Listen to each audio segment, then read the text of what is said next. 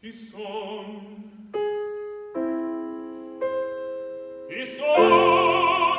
Sono poeta, che cosa faccio?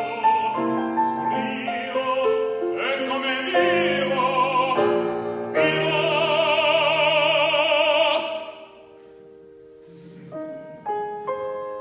Aria,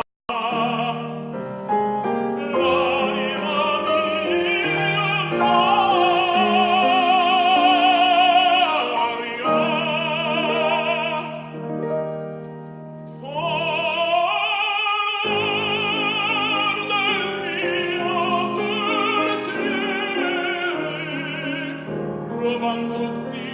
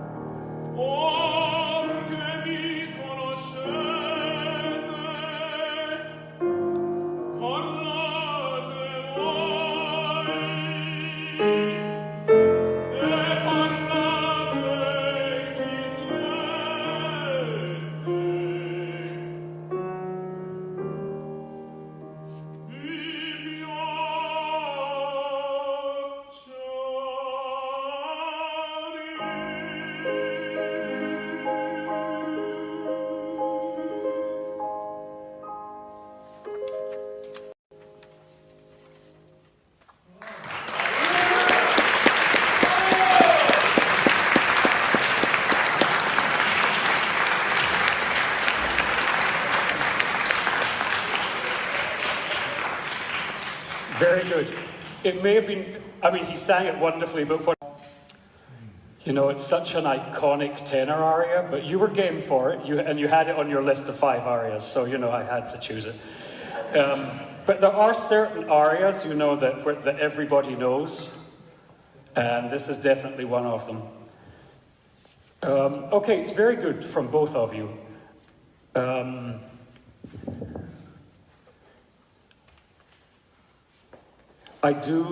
This is worth doing for me, the little addition here, or addition.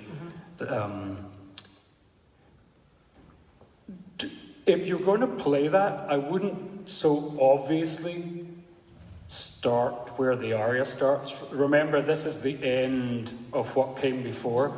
And okay, espressivo, rallentando, but we have a long way to go before we arrive at that. It's odd if we do it, because what Matthew did was he chose to add the end of the little scene that precedes the aria to his piano introduction. So we have 2 choices. Do we make it sound like it belongs to the aria, or do we play the end of the scene before? Play the end of the scene. So it's going to have a little more energy to it. Yeah, let's do it, and then we'll keep going.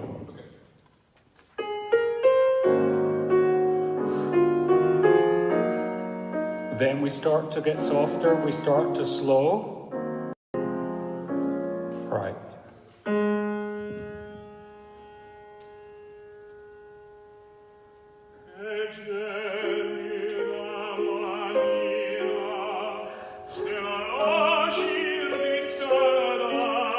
Okay, good. I hear too many syllables. That sounds like an... Che gelida man.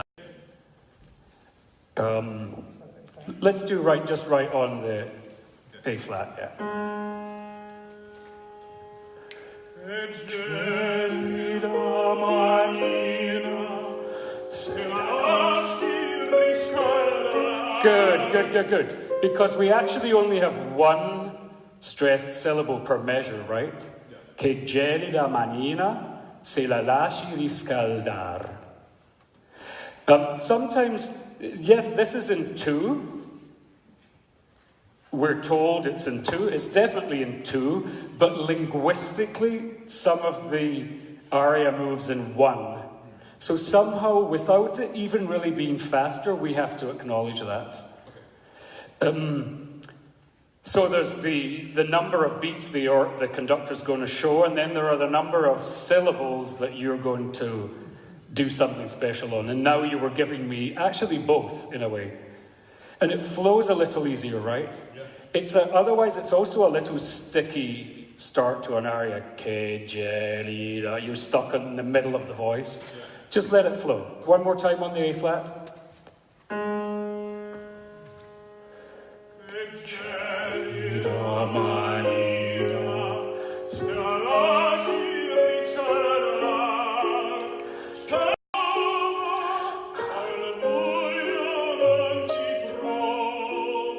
Good. Now, in some eighth notes, you didn't quite line up with Matthew. Within the macro beat, you were completely with him. Within the micro, some of your syllables were a little pulled because you wanted to elongate and do something to the stressed syllable. So that was great. We get, again, and it's not that I'm encouraging you, the reality is that how language functions within rhythm is not necessarily equal. I don't know if you, I mean, I'm sure you all know American folk songs or folk songs from wherever you were born or whatever nationality you identify with. When I see a Scottish folk song written down, I think those rhythms are all wrong. So somehow language doesn't, composers are just approximating, and that was wonderful. That's what you gave me now. Let's hear our wonderful little harp.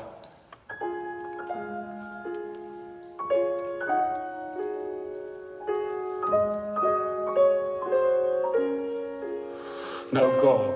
Ma per fortuna è una notte di luna.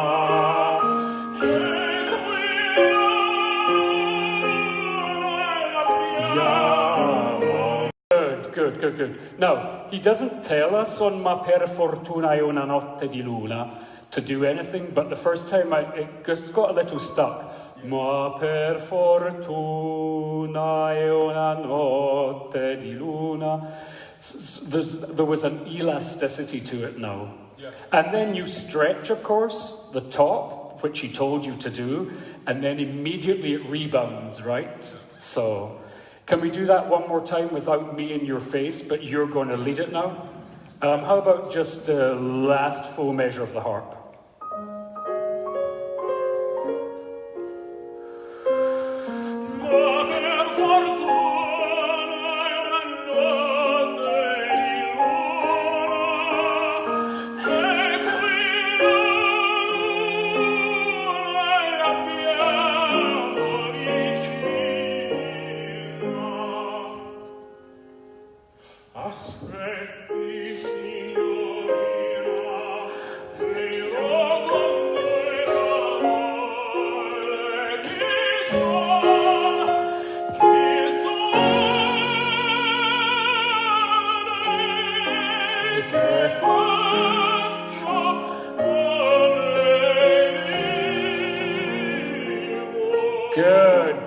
Good. That's all hanging together for me much better into big phrases, big shapes. There's a little desynchronization, but that's how it has to be, because Matthew is acting how an orchestra acts. I mean, the flute always does come with the singer there, as you did. But there are some things where you can sort of bend a little bit around it. A little bit.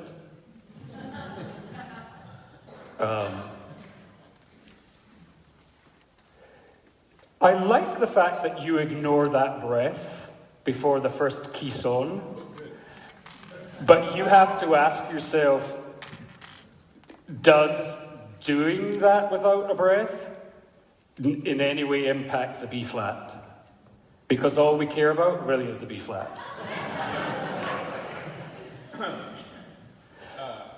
You've done it twice now. It may be in the house with the orchestra, especially if the maestro is a little broader under you, and the orchestra in general tends to make things feel broader. You would have to ask yourself, is taking the breath out a payoff that's worth the risk? If there was any risk involved. Can we put it in? Can we do from Aspetti Signorina? Aspetti, signorina, le dirò Due parole. chi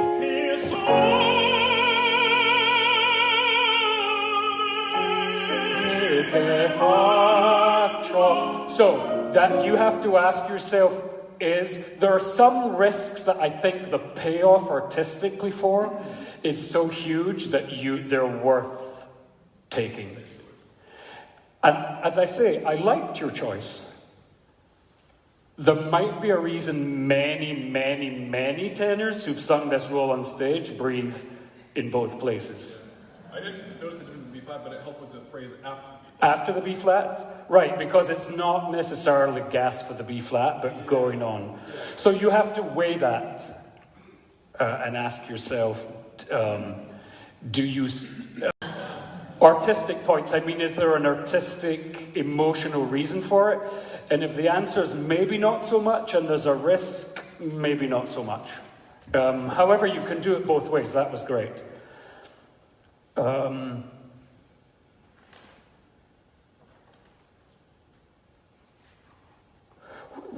You went to sleep a little bit first time around after you say to her, Vuole, would you like me to tell you who I am?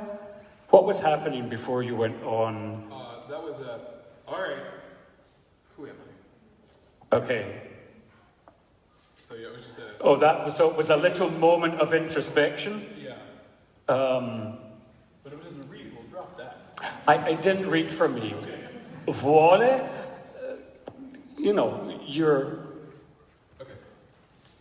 I mean, yes, he does tell her who he is, but not in any kind of Freudian sense of where he came from, right? That's true, yeah. And I love Mimi because she's very clever. She takes everything from his aria and recycles it and tells him those are all the things she likes. So if you'd said, I like, walks on the beach, she would have said, I like walks on the beach. So... let's just do... Actually, how about, I know it's a strange place, just the strings in the measure before. Vuole.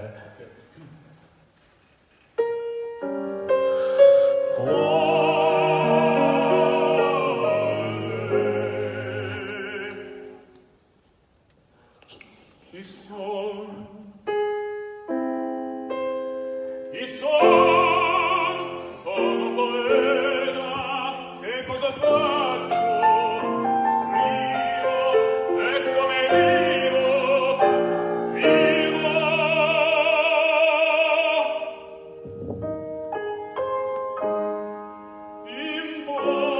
That was more interesting to me. I don't want to see you go away. It's not vuole. I don't know. I don't have a sense. No, he's wooing her, right? Much more interesting. Now, don't get stuck here. Again, I felt a little bit. In povertà mia lieta, scialo d'agra, in povertà mia lieta. Can you... It's not necessarily going to be slower or faster, but it's going to have fewer vertical signposts from you, okay? Let's do the little lead into A flat major there.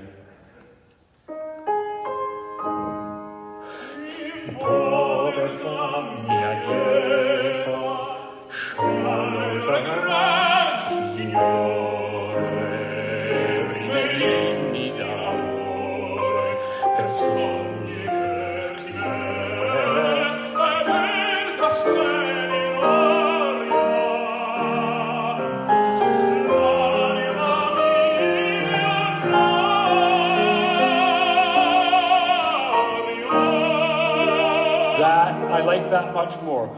I just felt like you got a little stuck, and then when you pull that tempo, I'm like slowest somehow. You're not, I think most of us are like this, I know I am.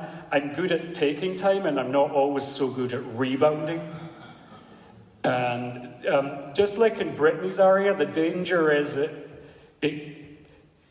just gets a little bogged down, which you're going to regret. Let's keep going from there. That for me was much more interesting, much more of a single arc. And yeah, I didn't feel you violated any rhythms, but I didn't hear rhythms. Rhythms are boring. We don't want to hear rhythms, especially when language is added to them. We don't speak in rhythms, you know. Keep going. Ta-la.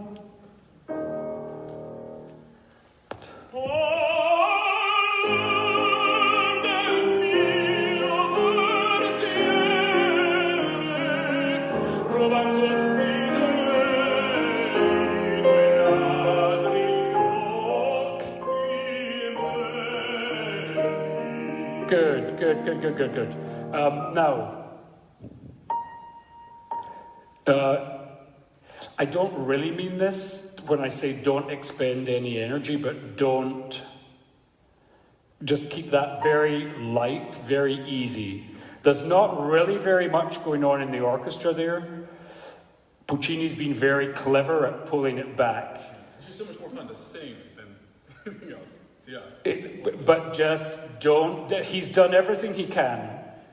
The last that he told you, con molta espressione, he told us to be piano. He told you to be dolcissimo, right where he knew you would go. I'm in my low, and I'm gonna enjoy this. Verdi's very funny with the tenors when they come, and Puccini didn't do this, but he did his version. When a tenor comes down in a Verdi aria, he always writes decrescendo, because he knows they'll feel like they need to give more money. Notes down there. Nobody. I have a tenor I've worked with a lot who says, nobody pays me for down there. So can we do Ruban tutti gioielli? Keep it nice and dolcissimo, easy. There's nothing competitive in the orchestra. Do you mind if I try that hello? Yeah, no, absolutely.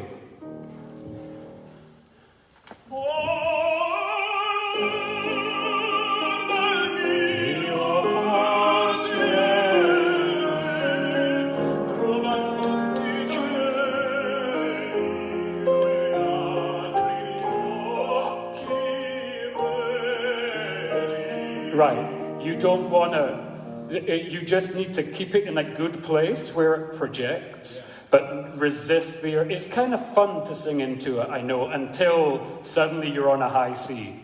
Then it's not so fun if you dug in. Can we go on? Same here. V'entrar con voi pur ora ed I miei sogni usati. Don't sing, keep it well produced, but don't step on it here, okay? Ventrar. Again, Matthew's playing very dolcissimo. It's not big in the orchestra here. Con voi pur ora ed I miei sogni usati.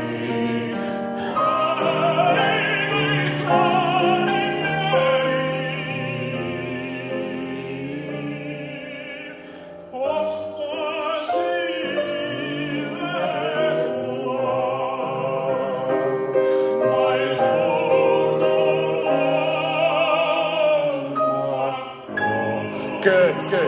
Just because of the first conductor I did this with, who happened to be Italian, he always picked the orchestra up after Tosto si dileguar, ma il fu. Otherwise, again, it's like we've slowed, and then we stretch again, and then we stretch again, and you're going to kill yourself. That was good. Yeah, terrific. You were very present. I heard the Italian, I heard the singing, but you didn't dig in and expend any excess energy. Yeah. Let's just do Tosto si dileguar with one L, not two like I said.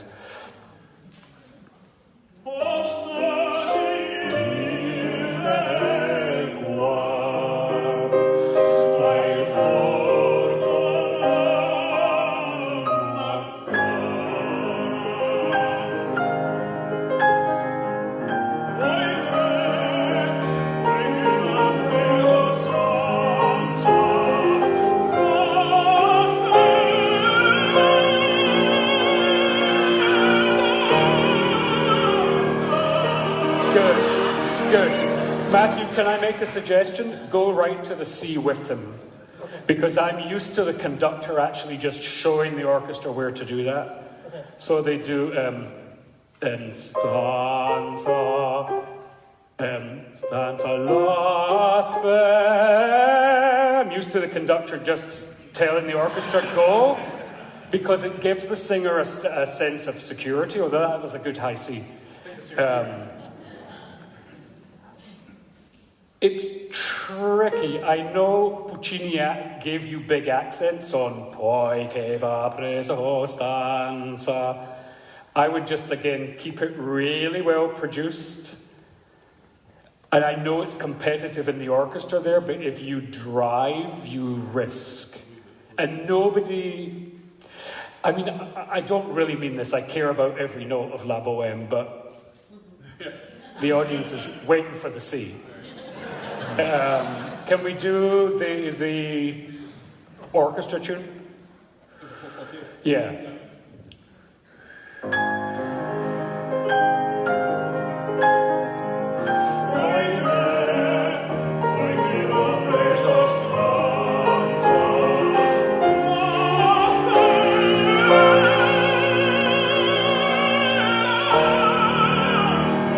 That's it. Now, you determine where to go to the C, but the conductor always tracks you, in my experience, and sends the orchestra at the same time. Oh, so I don't have to... No, it's your call on where you go to it, but they're not going to wait and delay it. All right. In my experience, that's what every conductor I've done this with wanted. Just do one more time. Poi che va preso stanza, and just... get it in your groove and support it. And don't worry about, is it enough sound? And then continue on. Yeah.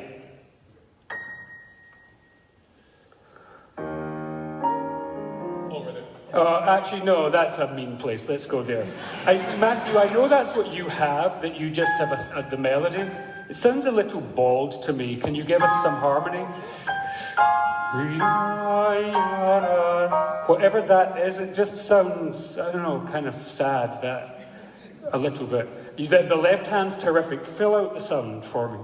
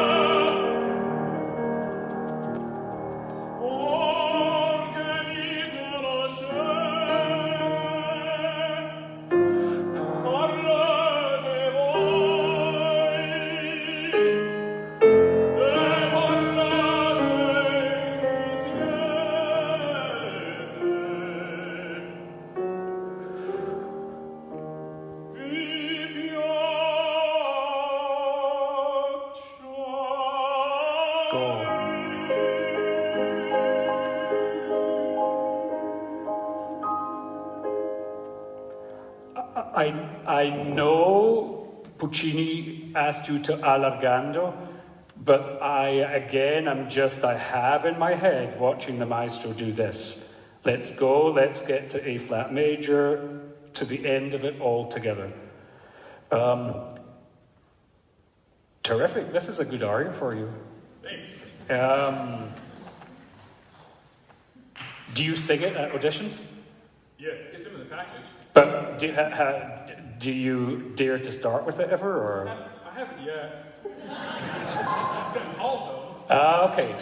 So if you know you're going to sing it, you then, by starting with something else, you know it's going to be second. though. Yeah, make the better sequence. Thank you for not playing what's in the piano reduction there.